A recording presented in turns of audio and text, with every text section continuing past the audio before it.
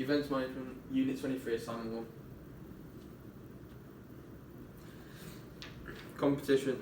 Competition is a long version of a tournament which a group of people or teams compete against each other to win a prize at the end. A competition can start off with a lot of teams at the beginning and must end with only 2 of them, which they will play against each other in the final. Whoever wins the final will be the winner of the competition.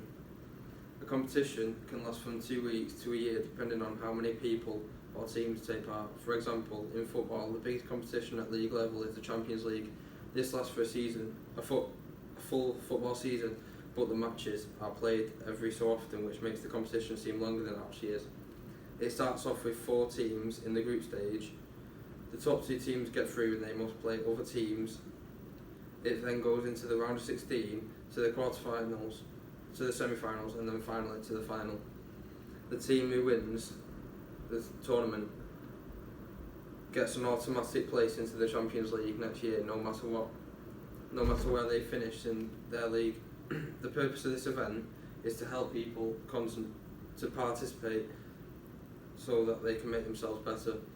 Also, if they win the competition, the team can gain confidence because they know they are good at the sport, and this means they will keep taking part in the future.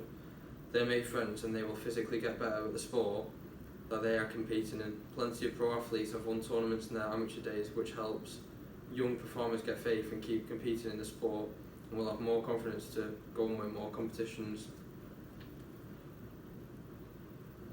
Sponsored events.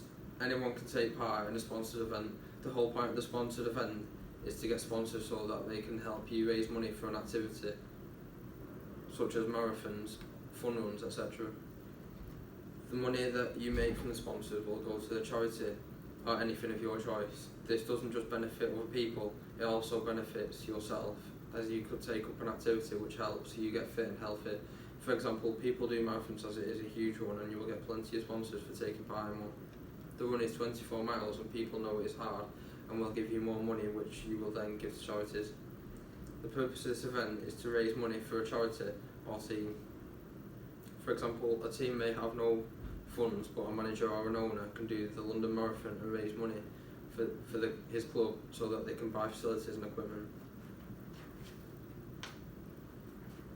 Training camps.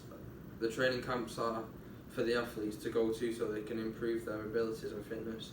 Before a World Cup in football, national teams go over to the country to train so that they can get used to the climate and the weather. This helps them to prepare for the tournament in order to play out their best during the matches. If the weather was too warm and they hadn't trained in that kind of heat, they would then become more tired and wouldn't play at their highest ability. This would impact their performance if they are training and working at their highest point. Their bodies and heart will get used to the temperature. Also, the training will make their abilities better for when the tournament begins. The purpose of this event is to develop an individual's ability. This helps someone make more friends, get better at sport and gain more confidence.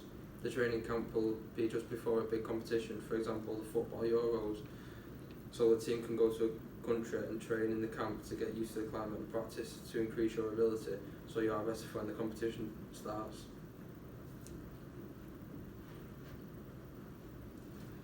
Publicity officer. A publicity officer is someone who creates stuff that allows people to know information about an event.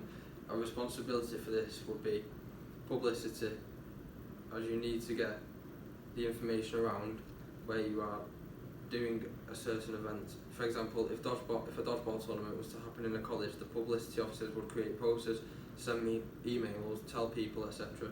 So people will know about the event, which will gain more participants. Another responsibility that the publicity officer would have is to put the equipment on the posters and emails so the participants know what to bring. If the equipment wasn't on the information, then someone might not bring something that you need to play. For example, in football you need shin pads, so it will need to be on the poster, as someone may not know whether to bring them or not, which means someone will not be able to take part in this event. You will need to use liaison, as you need to communicate to the participants and tell them the information in case they haven't seen the poster. This will help them, and it will gain more people to come and take part in the event. The last responsibility for this would be to raise finances, as if there was a prize to take part in the event, they would have to include it on the posters and emails so that people know.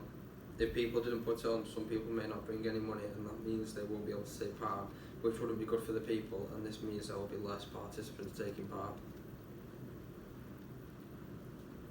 Specialist and coach trainer. A specialist coach either gets people in to train specific athletes or trains them himself, which allows athletes to get better at the sport. A responsibility for this role would be to get hold of the equipment. This is because someone who's doing a sport needs the equipment for the training to begin. For example, a trainer will need footballs for football training, or else they can't train, because the aim of football is to play with the ball.